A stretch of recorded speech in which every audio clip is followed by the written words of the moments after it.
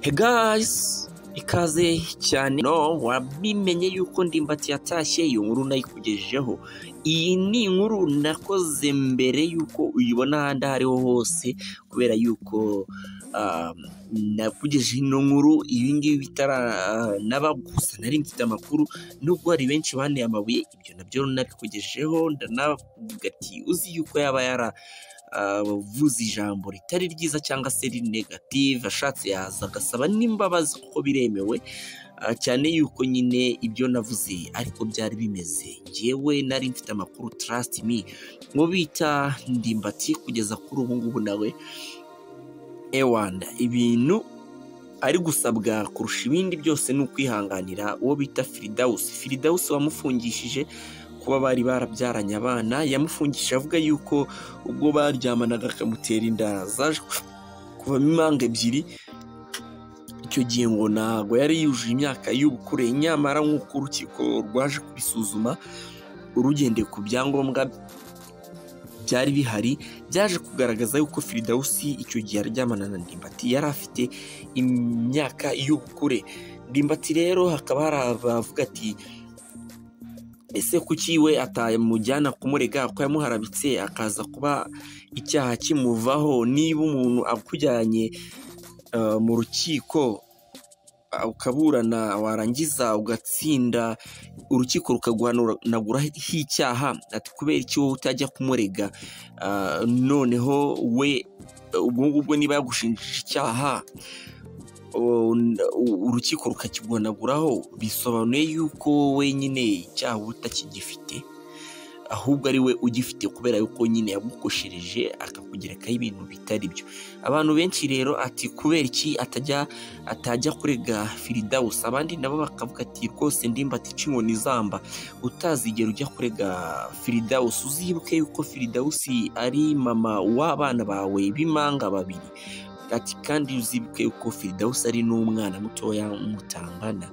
Ibyo byose uzabigendereho Fridaus umwihorere wipowere wikomereze gukina filime zawe nk'ibisanzwe za Papa Sava n'izindi ati tukumenyereho ukomeze witwikire nk'ibisanzwe ibyo kuba wajya gufungisha cyangwa se kurega Fridaus ubyihorere. Hari n'abandi kandi bavuze ati Murungisabe se we ko ngo ari we ngo wakoze inkuru ibya Murungisabe byongera ngo inkuru nayigukoreye hano kuri Afro10 TV wasubira n'inyuma ukayireba.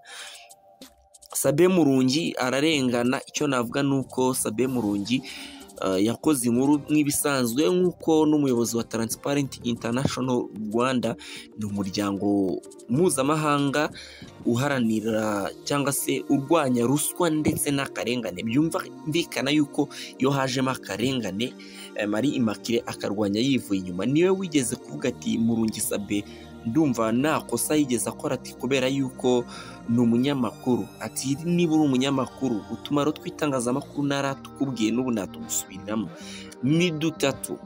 Imimaro y'itangazamakuru ni ukwigisha, kwentatininga ndetse no kugira gute no kunenga. Niba rero itangazamakuru rishobora kuba ari ryigisha rikanenga ndetse rikanentatininga, kwentatininga gushimisha nyine, ubwo ngubwo ni ukuvuga ngo umuntu utangaje inkuru ishobora kuba ari mbi kuri Ndimbati bisubiremo, ariko kuri Fridaus ari nziza. Ishobora kuba ari mbi ku muryango wa Ndimbati, umugore n'abana be ndetse n'abandi bashamikiye ku muryango wiwe, ariko ari nziza kuri Fridaus ndetse n'abana be ndetse n'umuryango we mu bundi buryo. Ikindi kandi ko Ndimbati yasohotse muri gereza avuga ko we kuba yarafunzwe igihe kingana n'amezi 6 nta kibazo yabibonyemo kubera yuko ngo byamwigishije yagarutse ari undi muntu mushya agiye gukora ibintu bidasanzwe muri society kubera yuko ngo yakuyeyo amasomo. Ngira ngo mwagiye mubona amavideo atandukanye Ndimbati ari muri gereza ukuntu yatangaga urugero rw'ukuntu babyuka nyine gahunda bari kuri gahunda y'umunsi bagapanga bakaganira bakungurana ibitekerezo n'abandi bagabo ko ngo iyo umuntu asohotse aba azagaruka muri society n'ubundi yigiramo byinshi rero akaba yakomeza akabana n'abandi mu buryo bumwe bugiye butandukanye bigaragara yuko nyine aba yaravuye yarafashe amafunzo. Hari abantu benshi cyane wari uzi bari bafite bad behavior cyangwa se imyitwarire itari myiza ariko banyura muri gereza bakagaruka bafite indi mico itandukanye. Sinzi niba naguhingera ariko reka this time right now no kugira uwo nunga urutoki twikomereze n'amakuru yacu gusa ariko niba ujya ukurikira imyidagaduro cyane cyane ujya ubakurikira cyangwa se ushobora kuba hari n'abari muri environment urimo ubazi mu buzima busanzwe niba yarageze muri gereza bagerageza kumukebura agaruka ameze ukundi kuntu gutandukanye ariko mu buryo nakwita ko ari bwiza. Ndimbati rero ibyo abishimira Imana ukuntu yashimye umugore we akamutaka imbere y'itangazamakuru akavuga yuko umugore we amushimira byimazeyo ko nta mugore akeneye umeze nk'uwe nta mugore yabona umeze nk'uwe bitewe n'uko ngo yamwihanganiye birenze. Umugore wa Ndimbati bwo yanyuze mu bigeragezo bitandukanye nyuma y'ubwo Ndimbati yaramaze gufatwa yamaze gukora ibingibi cyangwa se yamaze no gufungwa. Itangazamakuru ryagiye rijya kumusura inshuro nyinshi bakamushyira mu itangazamakuru bakamucuruza abana be abantu benshi cyane ngo bakamujya mu matwi bamubwira ati ese yakwatse gatanya n'ubundi ko Ndimbati yamucaga inyuma ariko ibyo byose yabyimye amatwi. Ikindi Ndimbati ati yaje kunsura uko byari bikwiye ntabwo nigeze nicwa n'inzara ati nubwo nyine muri gereza bagira icyo ifunguro bakugenera riba ririkwiriye atari ko nyine n'umugore wanjye yaranyunganiye icyo bita jeto rero ni amafaranga abakohereza nk'abantu bo mu muryango wawe cyangwa se inshuti zawe. Iyo rero hari uwakohereje baraguhamagara muri gereza bati jeto yawe irahari hari umuntu wakohereje tuze kureba ati jeto rero yangeragaho ku gihe ya madamu ati nta munsi wo gusura n'umwe yigeze ahasiba ati ndetse afatanyije namwe bamwe muri mwe mu itangazamakuru mwagiye mumfasha mu buryo butandukanye. Uwo bita rero Fridaus Ndimbati akimara gufungurwa ariko reka nsubire inyuma gato ngira ngo mu gihe Ndimbati yari afunze hari ahantu Fridaus wajyaga kubona ukabona akoze interview avuga ati Ndimbati niba mufungura nzajya no kwa Kagame. Ahandi ukajya kubona ukabona Ndimbati akoze interview yari kurira avuga ati birambabaje kuba Ndimbati baramufunze ati ngiye kujya kumufunguza. Inkuru zigatrending hakongera hagashya.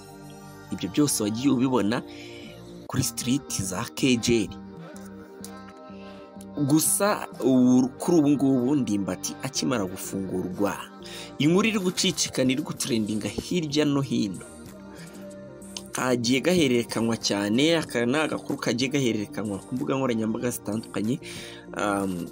Uwo bita Fridaus yahise apostinga agira ati welcome back Papa Twins ati kaze neza papa w'imanga bafitanye abana babiri babyaranye impanga. Abantu benshi cyane bati ese uri kugira ngo werekane kuri mwiza ese uri kwiyerekana mu isura utarimo kugira ngo utange ruswa wenda ni nko kumuha ruswa iyo kugira ngo wenda atazaba nawe yagukurikirana ngo akurege. Gusa Fridaus nta kindi yarengejeho kandi na Ndimbati nta kintu yavuze cyo kuba yamufungisha cyangwa se kibi yaba yamukorera. Gusa abantu benshi bari kugira inama Ndimbati ati usuzigere ubikora ibyo ngibyo uzipowere wikorere ibyo wari ukora nk'uko bisanzwe kandi uko Ndimbati mumuzi. Ndimbati ni umuntu ugira umutima mwiza ubundi by the way ibyo ngibi byo rwose nabikubwira mutangira n'ubuhamya. Ndimbati ni umugabo ufite umutima mwiza bamugati uzakomeza kugira umutima mwiza n'ubundi nk'uko uwufite wipowere. Ikindi kandi uzagerageza ukora uko ushoboye umufashe kurera bariya bana bawe. Ikindi ntuzigere ujya kuregana nawe Ndimbati rero nawe nkeka yuko ibingibi atabikora byo kugira ngo kuregana na Fridaus. Ikindi bamugira inama ati nuko atazigera akomeza umubano we na Fridaus kubera ko ntabwo bihura. Ndimbati afite imyaka 52, uwo bita Fridaus akagira muri 20 n'ingahe n'umwe n'ibiri gutyo. Ati nta hantu bihurira rwose umusaza w'imyaka 52 na 21 n'ibiri, ntabwo bihura rwose. Ngira ngo hari umuntu washatse kubikora, umutipe wagiye gushaka umukecuru ibyamubayeho murabizi, ntabwo nshatse kumuvuga, reka nikomereze. Icyo nakubwira cyo nuko ubwo rwose ntabwo bimacinga pe, niyo mpamvu byaje kuvamo irabo, kubera ko bitamacinga umwana w'imyaka 21 n'undi mugabo w'imyaka 52 ntabwo bibasha guhura, ntabwo bibasha kumacinga.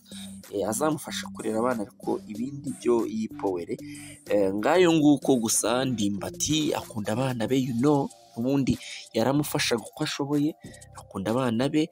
Ikindi kandi Fridaus nawe akomeze nyine kumuba hafi kandi amusabe n'imbabazi, kubera yuko navuga yuko mu yandi magambo yamukoshereje gufungwa amezi 6, nubwo Ndimbati ivugira ko hari byinshi yize, ariko nyine amezi 6 ni menshi, hari byinshi wakabaye wakora hano hanze.